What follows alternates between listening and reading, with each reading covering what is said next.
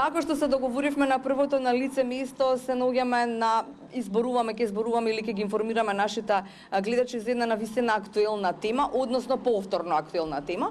Именно оваа бездна за која што зборуваше на 18.12 директорот на пресконференција, значи во неделата на пресконференција директорот на Центарот за управување со кризи Стојанче Ангелов се наоѓа веднаш спроти или позади хотелот Русија, кон мостот Близнак или кон хотелот Хилтон, како сакате.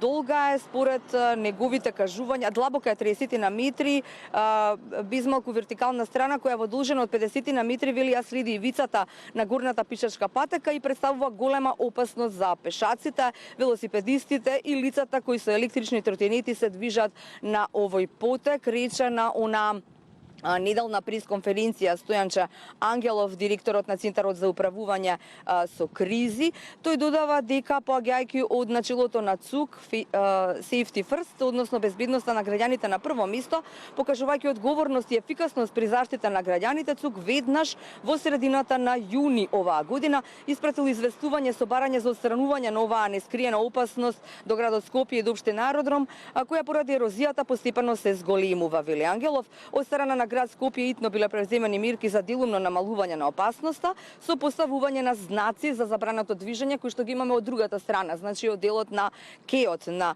реката Вардар и заштитна лента со укажување дека во наредниот период ќе се постави и лимена заштитна ограда. Во едноградот Скопје вели Ангелов известил дека самата провалија е во надлежност на општина Аеродром. За жал неколку дена подоцна несовесни граѓани ја скинале заштитната лента, ги откорнале знаците за опасност и ги фрлиле во провалијата. Затоа апелираме до градот Скопје и до општината Аеродром, додава Ангелов, во согласно со нивните надлежности, итно да постават соодветна заштитна ограда која ќе гарантира безбедноста на многобројните граѓани кои од рекреативни причини пешачат, трчаат или возат велосипед или се движат со електрични тротинети, особено ако се земе во предвид големината опасност поради раното стемнување и слабата видливост, ноќно време како и очекуваните предстојни ниски температури, проследени со снежни врнежи или појава на голомразици. Со огорчување сакам да укажам, вели тој, дека не треба да се чека некој да настрада, да загине или да се повреди, а потоа поттикнати од трагедијата да се обезбеди ова опасно место. Сега одиме со ред, како што и воопшто бива, дали се работи за големи општествени прашања или се работи вака за локални проблеми. Во текот на вчерашниот ден веднаш излегоа со писмено соопштение од општина Аеродром. Тие преку соопштение му порачаа на директорот на Центарот за управување со кризи Стојанче Ангелов во јавноста да не пласира невистини и неточни информации и да не ја прифрла одговорноста во врска со нивното предупредување за опасна бездна зад хотел Русија на кеот на Вардар. Тие додаваат вака, доколку Ангелов ги познаваше законите, значи општина Аеродром го вели ова, ќе знаеше дека обврска на институцијата која тој ја води е да ги координира надлежните институции во процесот на управување со кризи. Координација помеѓу државните институции подразбира писмена комуникација, активна соработка и редовни состаноци, а не пресконференции и јавни паради. Дополнително, директорот на ЦУК треба да знае дека надлежно за решавање на проблемот кој тој го посочи има исклучиво градот Скопје, порача од општина Аеродром, за да додадат, вели, ова не е Твитер и кршење керамиди, станува збор за проблем кој треба да го реши градот Скопје, а решавањето го координира Центарот за управување со кризи. Поради ова уште еднаш апелираме сите институции да се ги извршуваат законските надлежности, да постапуваат согласно со законите и да внимаваат какви информации споделуваат со јавноста. Споделувањето информации кои се недочни и непроверени може да предизвикаат непотребна паника и страв, што пак повлекува морална и кривична одговорност.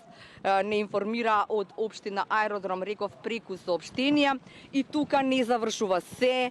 Ние мора да бидеме налик на турска серија, па дополнително вчера на пресконференција директорот Стојанче Ангелов нели додава, значи имаме дополнување на вчерашната пресконференција и сега има неколку точки, ајде само накусто нели да ги кажеме работите кои што треба да им бидат јасни на граѓаните, дека веројатно освен ова префрлање на топката на одговорност, не знам што друго можеме да очекуваме, освен евентуално некој на вистина овде да изгуби живот.